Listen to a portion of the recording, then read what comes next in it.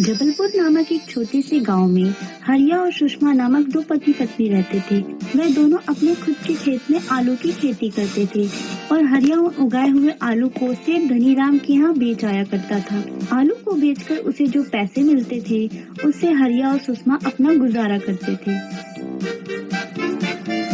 इस बार आलू की फसल बहुत अच्छी हुई है। इस बार हमें काफी अच्छे पैसे मिल जाएंगे और उन पैसों से हम तरह तरह की सब्जियों के बीज लेकर आएंगे और उसकी खेती करेंगे। सुषमा, मैं अभी बाजार जा रहा हूँ आलू बेचने के लिए। अगर तुम्हें घर के लिए कुछ चाहिए तो मुझे अभी बता दो। ज्यादा कुछ तो नहीं चाहिए, पर वापस आते वक्त थोड़े से प्याज और टमाटर लेते आना। इस तरह हरिया आलू बेचने के लिए निकल जाता है।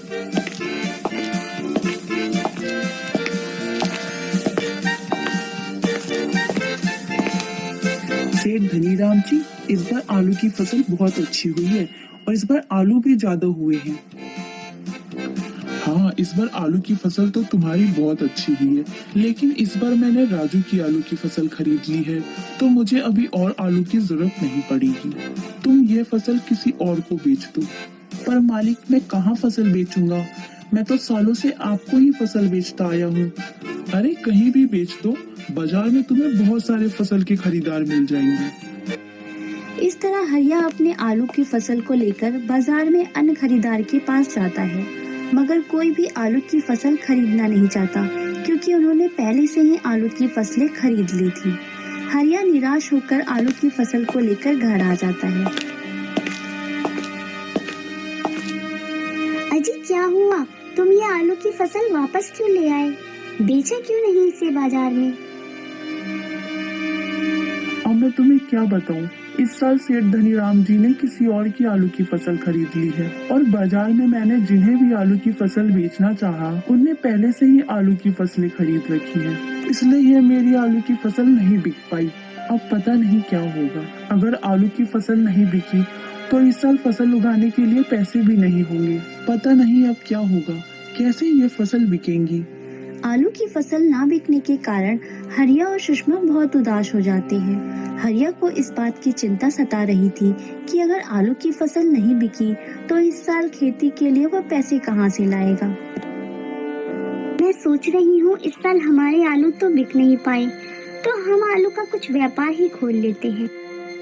व्यापार? कैसा व्यापार? जैसे आलू का कुछ बनाकर, हाँ, आलू के समोसे बनाते हैं और उसे बाजार में बेचेंगे, तो इससे हमारे आलू के पैसे भी निकल जाएंगे।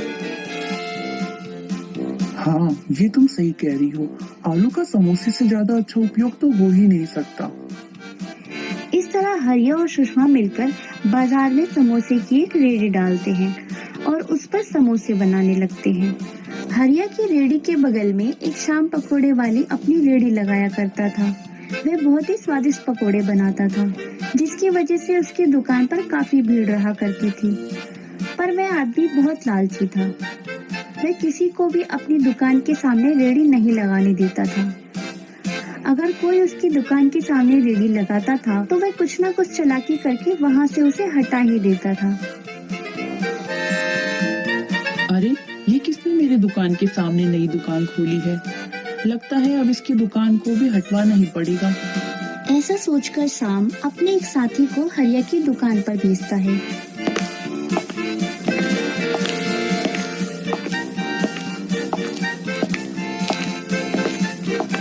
अरे भैया, एक प्लेट समोसा तो लगा देना।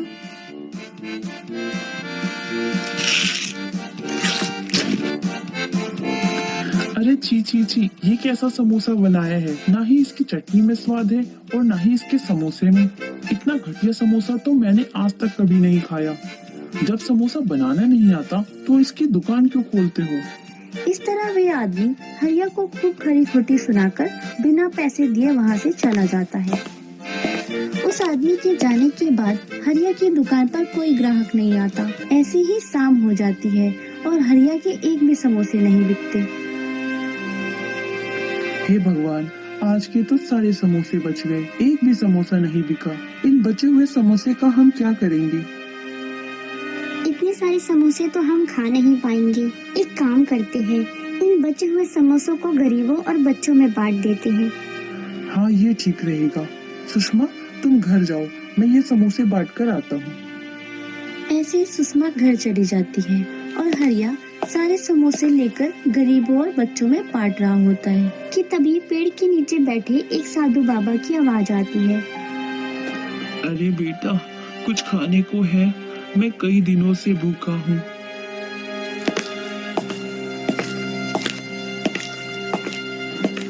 बाबा, ये लो, ये कुछ समोसे हैं, इसे खाकर आप अपनी भूख मिटा लीजिए। अरे बेटा, ये समोसे तो बहुत ही स्वादिष्ट है।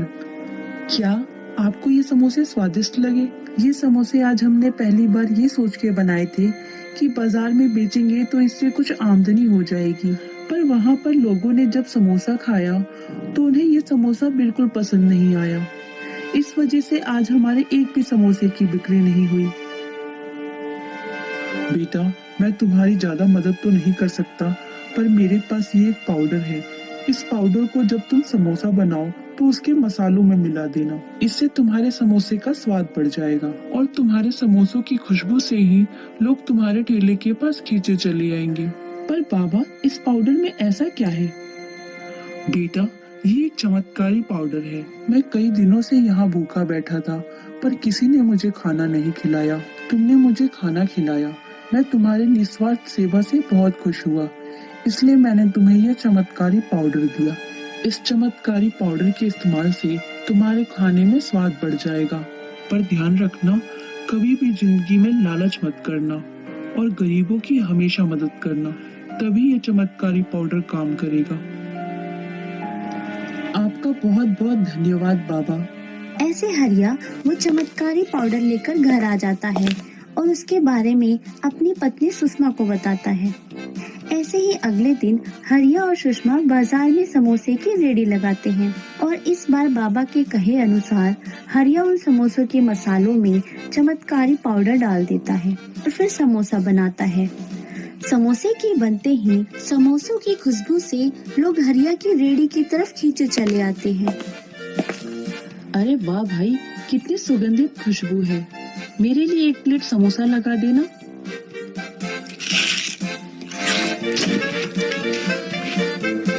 आहा, इतने स्वादिष्ट समोसे, मजा ही आ गया। ऐसे समोसे तो मैंने आज से पहले कभी नहीं खाए। इसे खाकर तो ऐसा लग रहा है बस खाते जाओ खाते जाओ। भैया, थोड़े से मेरे घर के लिए भी पैक कर देना।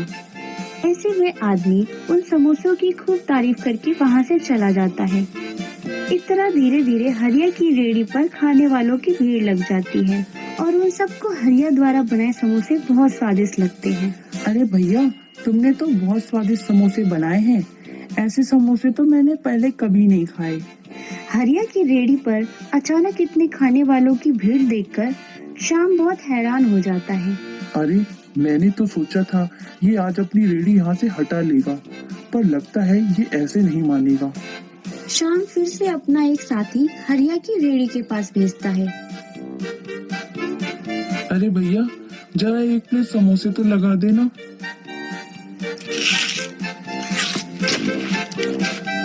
हाय राम, कितना तीखा समोसा है, मेरा तो मुंह ही जल गया। इसमें कितनी मिर्च डाली है तुमने? अरे भैया, समोसे तो इतने स्वादिष्ट लग रहे हैं, तुम्हारा मुंह कैसे जल गया? हम भी तो खा रहे हैं, हमें तो बहुत स्वादिष्ट लगे। ऐसे वह आदमी वहाँ से भाग जाता है। अरे श्याम भैया, पता नहीं उस हरिया ने समोसे में क्या मिलाया है, मेरा तो मुंह ही जल गया। अब मैं उसकी दुकान पर कभी समोसे खाने नहीं जाऊंगा। अच्छा, तो उसकी दुकान पर इतनी भीड़ कैसे है? कल तक तो उसकी दुकान पर एक भी समोसे की बिक्री नहीं हो रही थी और आज अचानक से इतनी बिक्री हो रही है और उसकी समोसे की खुशबू तो यहाँ तक आ रही है। आखिर ऐसा क्या मिलाता है वह अपने समोसों में? ये तो मुझे पता करना ही होगा। समोसों के पीछे का राज पता करने के लिए श्याम हरिया के घर के पीछे वाली खिड़की से छुपकर देखता है। अरे सुषमा, समोसे का मसाला तैयार हो गया? समोसे का मसाला तो तैयार हो गया, बस उसमें का चमत्कारी पाउडर मिलाना बाकी है जो बाबा ने दिया था। अच्छा, तो जल्दी से मिला दो, फिर हमें बाजार भी जाना है। हरिया और सुषमा बाजार के लिए निकल जाते हैं। चमत्कारी पाउडर, अच्छा, तो इस वजह से हरिया के समोसे इतने स्वादिष्ट होते हैं। अगर ये चमत्कारी पाउडर मुझे मिल जाए तो मेरी रेहड़ी पर भी बहुत भीड़ होगी। ऐसा सोचकर शाम रात के समय चुपके से हरिया और सुषमा के कमरे में घुस जाता है और उस चमत्कारी पाउडर को वहां से चुरा कर ले आता है। अगले दिन हरिया और सुषमा जब उठते हैं तो वह चमत्कारी पाउडर को अपनी जगह ना पाकर बहुत परेशान हो जाते हैं। सुषमा, वह चमत्कारी पाउडर कहाँ रखा है? मैंने तो रात को यहीं रखा था। तुमने यहाँ से कहीं हटाया है? नहीं, मैंने उस पाउडर को नहीं हटाया। तो फिर कहाँ गया? कहाँ है पाउडर? हरिया और सुषमा उस चमत्कारी पाउडर को पूरे घर में ढूंढते हैं पर वह उन्हें कहीं नहीं मिलता। हे भगवान, बिना उस पाउडर के अब हम समोसे कैसे बेचेंगे? अब हम क्या करेंगे? आप चिंता मत कीजिए, हम जैसे रोज की तरह समोसे बनाते थे वैसे ही बनाकर बाजार में बेचेंगे। अगर भगवान की कृपा रही तो हमारे समोसे जरूर बिकेंगे। ऐसे हरिया और सुषमा बाजार में जाकर समोसे बेचने लगते हैं और रोज की तरह उनके समोसों में वैसी ही खुशबू आती है जैसे हर दिन आया करती थी। उसके समोसों की खुशबू से लोग उसकी रेहड़ी के पास खींचे चले आते हैं। अरे हरिया भैया, तुम तो बहुत स्वादिष्ट समोसे बनाते हो। तुम्हारे समोसे खाकर तो जी ही नहीं भरता, मन करता है बस खाते रहो। आपने देखा, बिना उस चमत्कारी पाउडर के भी हमारे समोसे कितने स्वादिष्ट लग रहे हैं। हाँ सुषमा, अब हमें उस चमत्कारी पाउडर की बिल्कुल जरूरत नहीं। अब हम उस पाउडर के बिना भी स्वादिष्ट समोसे बना सकते हैं। ऐसे हरिया और सुषमा अपने समोसों की बिक्री से बहुत खुश होती है। दूसरी तरफ जब शाम हरिया के घर से चुराए हुए चमत्कारी पाउडर को अपने पकोड़ों की चाट में डालता है और बेचने लगता है। अरे ये क्या, कैसे पकोड़े बनाए हैं तुमने? इतने कड़वे, मेरा तो पूरा जी खराब हो गया। ये कैसे पकोड़े बनाए हैं तुमने? तुम्हारे यहाँ आने से तो अच्छा है मैं हरिया के स्वादिष्ट समोसे ही खा लेता। तुम्हारे पकोड़े खाकर तो मेरे मुंह का स्वाद ही खराब हो गया। ऐसे शाम की दुकान पर जो भी पकोड़े खाने आता उस सबको शाम के बनाए हुए पकोड़े बहुत ही कड़वे लगते और वह उन पकोड़ों को छोड़कर हरिया की दुकान पर समोसे खाने चले जाते। इस तरह शाम की दुकान पर ग्राहकों का आना बंद हो गया, जिस वजह से शाम का पकोड़ों का काम भी रुक गया। अब शाम को अपनी गलती पर पछतावा हो रहा था।